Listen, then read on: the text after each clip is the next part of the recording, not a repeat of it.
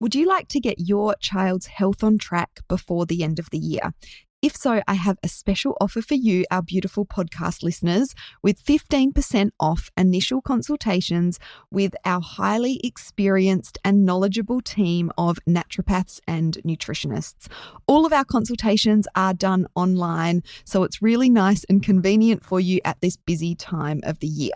We can help your kids with things like eczema, allergies, infections, immunity, food intolerances, digestive symptoms, fussy eating and nutritional deficiencies, enlarged tonsils and adenoids, supporting ADHD and autistic children, anxiety, behavioural challenges, the transition through puberty, and so much more. Head on over to our website, naturalsuperkids.com, click on Work With Us, and then book an appointment and use the code NOVEMBER, all in capitals, to claim your 15% off initial consultations. These appointments must be booked in before the end of November, but you can book them into December and January. We can also support mums with things like fatigue, hormones, perimenopause, energy, thyroid health, stress, postnatal nutrition, digestive issues, and so much more. So head on over to our website, naturalsuperkids.com, click on Work With Us, then book an appointment. We can't wait to support you, and don't forget to use that code NOVEMBER.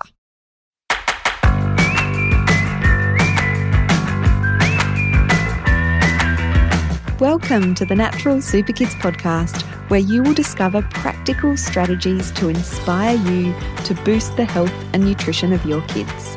I'm Jessica Donovan, a qualified naturopath specialising in kids' health, and I want to make it as easy as possible for you to raise healthy and happy kids. Let's get into it.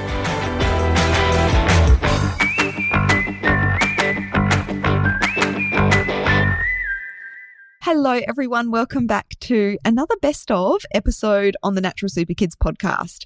So I love that these 4 best of episodes that we're running are so varied, and they're on some really interesting topics, topics that I really love to talk about. So I'm thrilled to be re-releasing this episode, replaying this episode all about anxiety in children, and I guess a more natural approach to navigating anxiety in children. I think anxiety is a tricky one because it's very complex and it looks different for every child. And I would say even, the same child through different stages and developmental stages, for example, their anxiety can present really differently. And it's a really common issue in kids. A lot of parents look for or seek out, what they can do with things like nutritional supplements, herbal medicine, because there's little besides some pretty, harsh medications that the modern medical sort of model can do. And the wait lists to get into child psychologists can be very, very long. And I feel like that's, yes, a great psychologist or counsellor can make a huge difference, but there are so many things that we can do to support our kids more on that physiological level, with things like nutrients, with things like looking after their gut health because of that gut-brain connection, through even, physical activity, outdoor play, improving the quality of their sleep, nutrition as well as diet as well.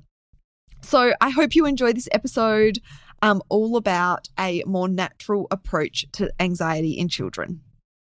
Today we're continuing the theme of mood and behaviour and sleep challenges in kids with one of the most common conditions, challenges that we see here at Natural Super Kids when it comes to children's mental health, and that is anxiety. And I also want you to know that I am coming to this topic from both a professional naturopathic standpoint, but also from a personal standpoint. So as a parent, I understand how challenging it is to navigate anxiety in children. I just want to make sure that I'm sort of respecting my child's privacy here, so I won't sort of go into that too much, but I want you to know that, I know all too well the challenges that come with parenting a child that has anxiety, that that is on the anxious side. That being in a high state of alert from the moment that you wake up, wondering how the day is going to go. Are you going to be able to get them off to school? Searching their little faces for any telltale signs and wondering if this is going to be a good day, or if one small thing is going to set off that chain reaction of worry, of meltdowns, of loss of appetite, of school refusal, and sometimes, all of these things. And the guilt and the shame that we can experience as parents in this space and in mental health when it comes to our kids overall as well. Thinking, where did I go wrong? What should I be doing differently? Where did this come from? What have I done to cause this to happen? And, we personally are in a much better place than we were 1 year ago. But it's exhausting. And it can be really worrying about what the future is going to hold for your child when they are suffering with anxiety, and challenged with anxiety, not being able to do the regular things that kids do, go to sleepovers, go to camps, go to school, all of those things. And of course, anxiety really does present differently, so differently for different children, and also really differently in the same child through different stages. For me, I've experienced that, there's that real sort of fear, clinging on to the parent kind of anxiety. But then there's also that real sort of angry and,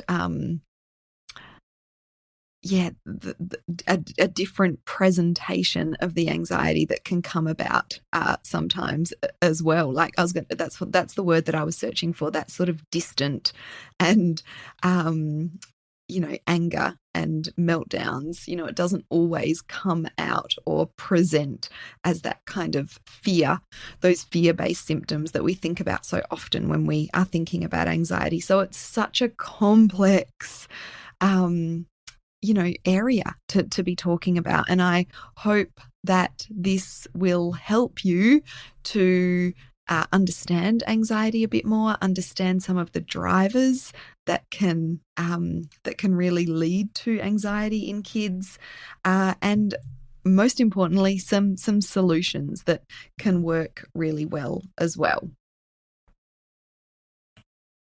So anxiety, as I said, is a really common condition affecting people of all ages. And in Australia, the stats tell us that 1 in 14 children will experience an anxiety disorder. And of course, there's a whole heap more that go undiagnosed.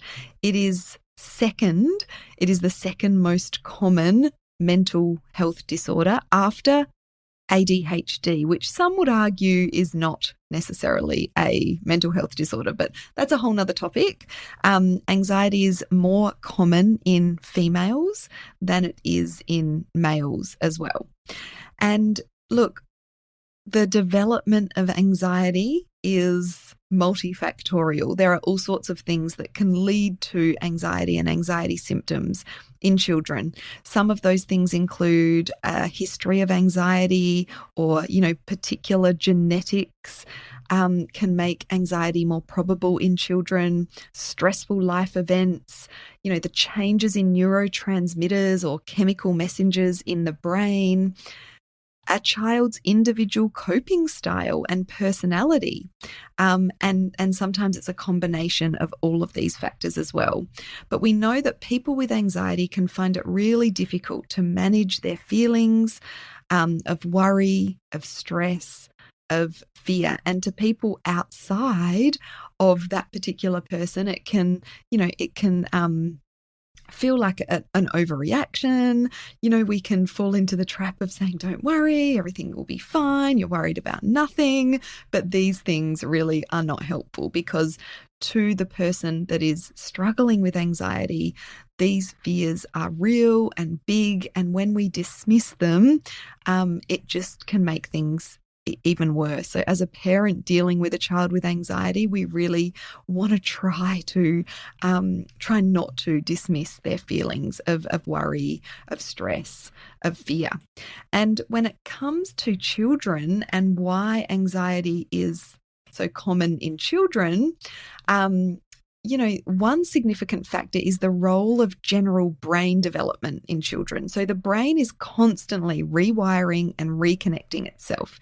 And in kids, this process goes from the back to the front, and the emotional center of the brain, the amygdala, starts to develop quite early. But the prefrontal cortex that is responsible for self-regulation and higher thinking is the last to develop. So this particular area of the brain can take until the late teens to early 20s to develop. So this means that a child's brain is already primed for anxiety because it's not fully developed. But despite this, there are still steps we can take to support kids if they are experiencing anxiety. And of course, not all children experience anxiety. So it's not a given, but this sort of what's happening in the brain development makes it more likely for a child to develop and experience anxiety. And as I said, anxiety is super complex. So there's a lot of things that can contribute and layer upon layer upon layer for certain kids that will make them more likely to develop anxiety. And things like, personality traits such as perfectionism. Perfectionist kids or perfectionist people are more likely to develop anxiety. There's things like the gut-brain connection that we want to consider, and I'll talk more about this. Medication use, so things like the oral contraceptive pill or illicit drug use can put teenagers and older kids at higher risk of anxiety. Screen time is a huge one. Technology use can have a negative impact on our health overall. And when kids are on screens, it's not just the detrimental effect of being on that screen, but it's also about what they're missing out on, such as time outside and spending time with family, that connection that's so important with anxiety, and being out in nature, which we know has a calming and anti-anxiety effect on a person as well. And linking to that is a lack of exercise. Exercise is beneficial for anxiety symptoms, and a lack of exercise can put our kids at higher risk of anxiety and other mental health conditions as well. The sleep quality and quantity that our children are getting. And this can be a bit of a vicious cycle, because poor sleep can make you more anxious, and then anxiety can make it really hard to sleep well, because all those worries kind of well up as we're sort of relaxed and going off to sleep. That's really common in anxious kids, that they start worrying a lot at bedtime when it's time to relax, so then they miss out on quality sleep, so then that doesn't help their anxiety. So as I said, it can be that sort of vicious cycle. And diet and nutrient deficiencies, metabolic issues such as pyrroles and MTHFR that we've discussed on this podcast before, all of these things can contribute to anxiety in children. And then there is, that difference between feeling anxious and having anxiety. We all feel anxious from time to time, and all kids will feel anxious and nervous and excited. Like, they're all very similar kind of feelings, aren't they? But anxiety is an ongoing experience of symptoms over months or even years. And so some of the common symptoms of anxiety that kids can experience are that sense of worry that recurs or never fades, feeling nervous or on edge all the time, worrying about things that are small or even things that haven't happened yet. It's worrying about what might happen in the future. Anxious kids can have trouble sitting still or relaxing. They fidget a lot. They can get easily annoyed. They can be irritable. They can be angry. They will try and avoid situations or issues that they're worried about. For example, going to school or going off to school camp, or, being away from parents can be really triggering for kids with anxiety. They can often get physical symptoms as well, such as headaches and stomach aches, or tummy aches. They can have trouble sleeping. They can have vivid nightmares. Anxious kids tend to need a lot of reassurance. They need a lot of connection. It's one of the things that we really need to be nurturing in them, that connection. And a lot of anxious kids want things to be perfect, and they get upset if they're not. That kind of links into that perfectionism sort of personality trait that's really common in anxious kids. And when it comes to supporting our children with anxiety, I've already sort of talked about the fact that we want to acknowledge their feelings and their fears. We don't want to dismiss or ignore them. And I can talk from experience that this one is a really challenging balance to get right, but encouraging our kids to do things that they're anxious about. Sometimes it's just easier to let them stay home and not go to school, or not go to that sleepover or that party or whatever it is that they're anxious about. But also, if we can encourage them to go, then it can really help to, increase that circle of comfort, get out of that comfort zone. And then that makes the comfort zone bigger, because they get more experience in doing that sort of thing. But yeah, it's a really tricky kind of line to balance on. It's also really challenging to know when to step in, when, and this is very much dependent on their age, but when do you step in and, help them work through something, and when do you let them kind of, navigate something on their own? This can be a really tricky balance as a parent with an anxious child as well. We want to praise them when they're doing something or they've done something that they were worried or anxious about, and remind them that, you're okay. You did it and you're okay. And next time is going to be easier. Avoiding the situation that you're anxious about, the thing that you're anxious about, is not going to help you get less anxious. But as I said, this can be really tricky. And we want to try and avoid labeling our child as shy or anxious. We can sort of do that to help protect them. Oh, they're just shy, or they're a little bit anxious. But when they're hearing that over and over and over again, it's not always helpful. So the conventional approach for managing anxiety in children really comes down to two things. If you take your child to a GP and want a solution for anxiety, or are looking for answers as to what you can do, usually the first step would be some sort of psychological support. It could be cognitive behavioral therapy. You'd probably get a referral to a child psychologist, but child psychologists have got really long waiting lists here in Australia. It can take you months and months and months to get in. And our personal experience with a child psychologist after waiting months to get in was not a great one. We didn't find it very helpful. And so, a counsellor can be really helpful. And I'm a huge fan of, that psychological counsellor support paired with, a naturopathic approach. Because the other thing that really comes up with kids with anxiety, especially if the anxiety is severe or unresponsive, is medication. And we want to try and avoid, anti-anxiety medications in our kids if we can, because there are so many other things that we can explore.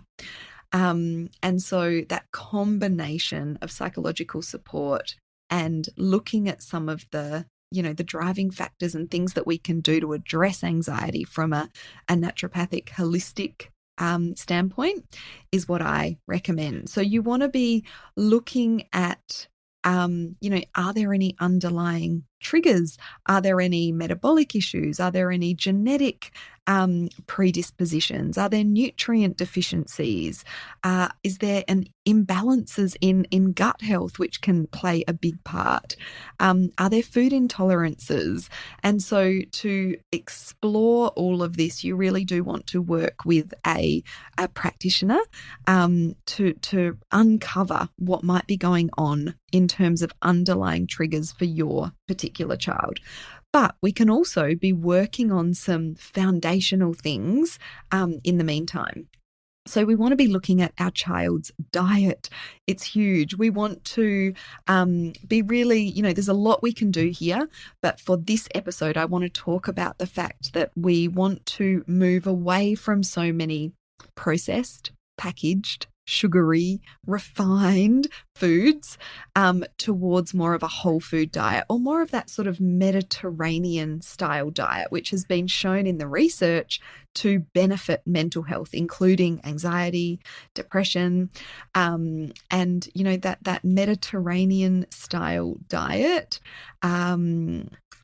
it includes things like a high intake of fruits and vegetables, good quality protein, quality essential fatty acids, whole grains, limiting the starchy grains and the starchy grains, and the refined carbohydrates. And just by doing this switch, getting more of those whole foods in, ensuring that our kids are getting adequate levels of protein can be so helpful and make such a big difference. If our kids' blood sugar balance is all over the place because they're eating a lot of sugary, starchy, carby, processed foods, as so many kids do, then that is not going to help with those feelings of anxiety when their blood sugars are up and down. That's going to contribute to those feelings of anxiety. So diet is huge. We want to be minimizing those processed foods, the sugar. Sugar actually affects the dopamine receptors, which can throw off the balance of neurotransmitters in the brain. And as I said, it also contributes to fluctuating blood sugar levels. So we want to be, really looking at our sugars, our child's sugar intake, and minimizing that as much as possible. The other thing we can do in the diet is add in fermented foods. Now, this brings me to this topic of the gut-brain connection. So fermented foods such as, fermented veggies, sauerkraut, fermented carrots, coconut kefir, there's all kinds of fermented foods. But fermented foods have been shown in the research to be associated with lower levels of anxiety in teenagers. And so including more of those fermented foods in the diet is always going to be a good thing, not just for our kids' mental health, but for their gut health and their overall well-being as well. And this area of the gut-brain connection is so interesting. I've talked about this on the podcast various times, but just to reiterate this, if you've never heard me talk about it, the gut and the brain talk to each other. The gut microbes talk to or communicate with the brain, and many of our neurotransmitters are produced within the gut. And so if we've got a good, robust gut health, we've got a nice, diverse microbiome, then that is only going to do good things for our kids' anxiety, their mental health, their brain health, in so many ways. So we really want to be looking after the gut. And we see in so many kids with anxiety, they also have digestive issues, whether that's sort of IBS type symptoms or bloating or tummy aches. And sometimes, yes, the anxiety can lead to those yucky, uncomfortable feelings in the tummy, but often also the imbalance in the gut that's leading to those digestive symptoms can be contributing to an imbalance in the neurotransmitters that can lead to mental health kind of challenges like anxiety and even depression. So we want to be really looking at that gut health and taking care of it as much as we can, and fermented foods regularly in the diet and probiotic supplements can really help when it comes to anxiety. And you want to be considering nutritional supplements if warranted, if nutrient deficiencies are involved. And things like magnesium, B vitamins, omega-3s, zinc are all really useful nutritional supplementation or supplements that can help to correct anxiety and manage anxiety. But again, you want to be working with a practitioner to determine which supplements are going to be best, which are needed, what dose that your particular child needs, and also, the best quality supplements that are really going to be helpful for your child. So we've talked about diet and nutrients and that gut-brain connection. Sleep is also really important. So if your child does have sleep issues, if they're a restless sleeper, if they have a lot of nightmares or vivid dreams, if they have trouble getting off to sleep, if they're waking through the night regularly, you just feel like they're not getting good quality sleep, they're waking up tired, grumpy, irritable, then, getting some help around getting that child into deeper sleep, supporting that deeper sleep, supporting good sleep can make the world of difference when it comes to anxiety. And then there's the other lifestyle factors. We've sort of already talked a little bit about this, the screen time, the exercise. I just want to share some research that was really interesting that I was reading. So children who spend longer than 2 hours in front of a computer or TV screen are more likely to suffer psychological difficulties regardless of how physically active they are. And that's 2 hours in a 24-hour period in a day. So I think, most kids are probably surpassing that 2-hour mark. So that's something to consider. And the other research piece that I was reading was talking about the fact that recreational screen time was negatively associated with mental health, and screen time may be associated with a range of negative mental health outcomes, and non-recreational screen time had no association with mental health. So that was really interesting as well. And as I was saying before, it's not just that time on the screens, but it's what they're missing out on because they're on the screen so much. Connection, conversation, time outdoors, active time. So there's so many reasons that we want to be thinking about minimizing our kids' screen time. And I know this is tricky. I have 2 teenagers. I'm not going to say I'm perfect at this at all. But we really want to watch that screen time, particularly if our kids are anxious or have mental health issues. And then, the adverse, the opposite of this, spending more time outside, active. We know that exercise is so good for the balance of feel-good neurotransmitters in our brain and our system. So exercise helps us to feel good and will really help to reduce those feelings of anxiety, those symptoms of anxiety. And if we can exercise and get our kids out into nature, that is really helpful as well. Spending time in nature really does act as a balm for busy brains. And it's such a good, it's so good for stress. But when it comes to anxiety, a lot of anxiety is just that really overactive, busy brain.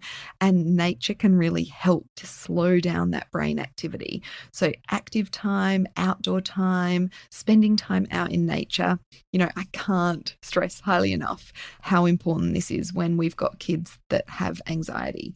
It really does make a big difference. And lastly, I want to talk about mindfulness. It's a word that gets thrown around a lot, but really when you think about the nature of anxiety, it's worrying about things usually that haven't happened yet or, that are in the future. And so if we can bring the mind back to the present moment and encourage our kids to do that, it can really alleviate anxiety and to help them with little exercises that can bring their mind back to the present moment. can really help to dissolve those anxious symptoms, particularly when they're in a really wound up state and feeling, really anxious about something. So there's so many resources that can help kids of all ages practice mindfulness, and you can, look them up online. One thing that I find really helpful for myself and when I'm supporting my kids to kind of be more mindful is to think about the things that they can that are present right now. So it's really helpful to talk to kids about their senses. Just tell me 3 things that you can see, and tell me 3 things that you can hear, and tell me 3 things that you can feel right now. And going through all of the senses like that can be really helpful. And you can do that no matter where you are. You can be driving in a car and you can be talking your child through that, and just, looking or looking at something in detail, a flower, and tell me about exactly what, this flower looks like. Look at the tiny little petals and what color are the big petals, and what color is the stalk. So there's some really helpful little mindfulness tips, but that is certainly not my area of expertise. But just helping kids come back into the present moment when they're struggling with anxiety can be super helpful, and focusing on those senses can be great as well.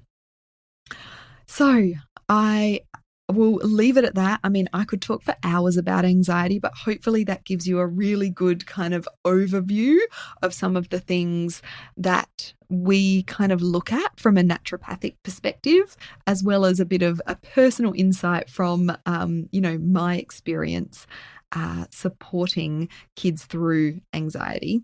I hope it helps. Let me know. Reach out to me on Instagram at Natural Super Kids, and I'd love to hear from you about how you found this episode and what you found most helpful. Thanks so much, and I'll be back next week.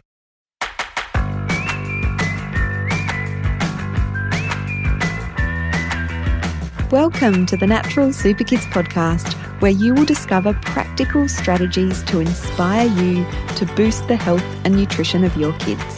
I'm Jessica Donovan, a qualified naturopath specialising in kids' health, and I want to make it as easy as possible for you to raise healthy and happy kids. Let's get into it.